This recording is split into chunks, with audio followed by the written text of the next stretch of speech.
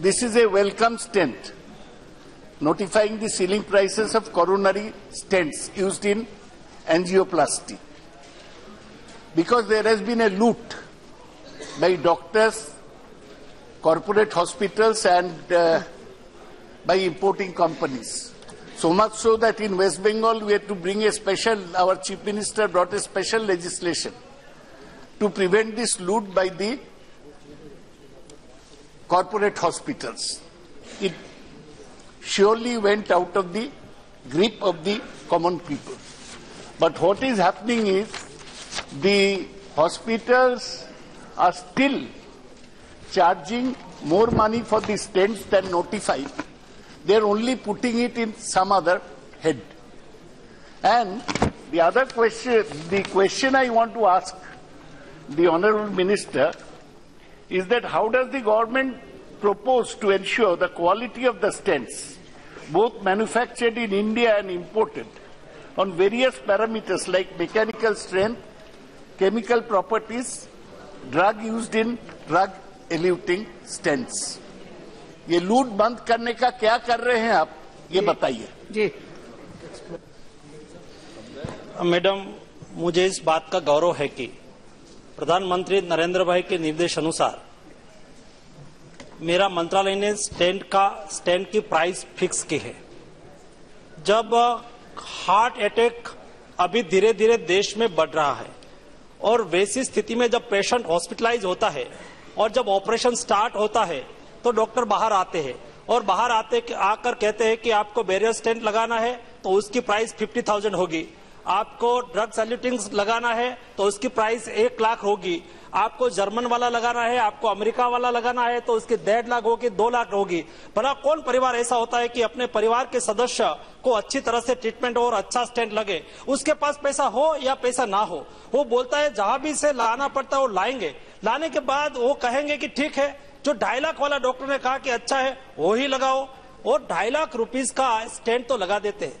हमने पता लगाया कि एक्चुअली उसकी प्राइस क्या है और प्राइस क्या होनी चाहिए, और उसकी वजह से हमने आज जो एवरेज बैरियर मेटल स्टेंट है उसकी एवरेज कीमत मार्केट में होती थी 45,000 रुपीज। हमने सारी तपास किया, उसकी प्रोडक्शन कॉस्ट क्या आती है उसका पता लगाया, और उनके बाद जब डोमेस्टिक रूट में बैरियर मेटल स्टेंट उसका प्रॉफिट इंक्लूड करके उसको 4,450 रुपीज में उसकी प्रोडक्शन कॉस्ट थी। मार्केट में 45,000 में बिकता था। वैसे ड्रग सैल्यूटिंग स्टेंट उसकी प्राइस एक्चुअली उसकी प्रोडक्शन कॉस्ट मार्केट में थी, उसकी प्रोडक्शन कॉस्ट थी 7,600। मार्केट में वो बिकता था एवरेज प्राइस 1,21,000। इतनी प्राइस हॉस्पिटल में ली जाती थी, और हमने तय किया उसको प्राथमिकता देख के उसके डिस्ट्रीब्यूटर, उसके CNF जो भी हो, उसका प्रॉफिट लगा के क्या होना चाहिए, ये पता लगा के हमने तय किया कि BMS बैरियर मेटल स्टेंट उसकी मैक्सिमम प्राइस, उससे ज्यादा प्राइस कोई नहीं ले सकते, वो प्राइस है 7,260 रुपीज। वैसा ही ड्रग सैल्यूटिंग स्टेंट मतलब वो जब लगाते हैं बाद में वो अंदर हार्ट में डाइल्यूट हो जाता है, वैसे उसमें मेडिसिन लगाई जाती है। 1,21,000 में मार्केट में मिलता था, मतलब हॉस्पिटल में लगाते थे। हमने सब स्टडी करके उसका प्राइस कैप किया है 29,000 में हो। आज कोई भी हॉस्पिटल में ये स्टेंट लग सकता है, वैसा हमने उसका प्राइस कैप किया है, और उससे ज्यादा भी कोई प्राइस ना ले उसके लिए भी हमने व्यवस्था की है।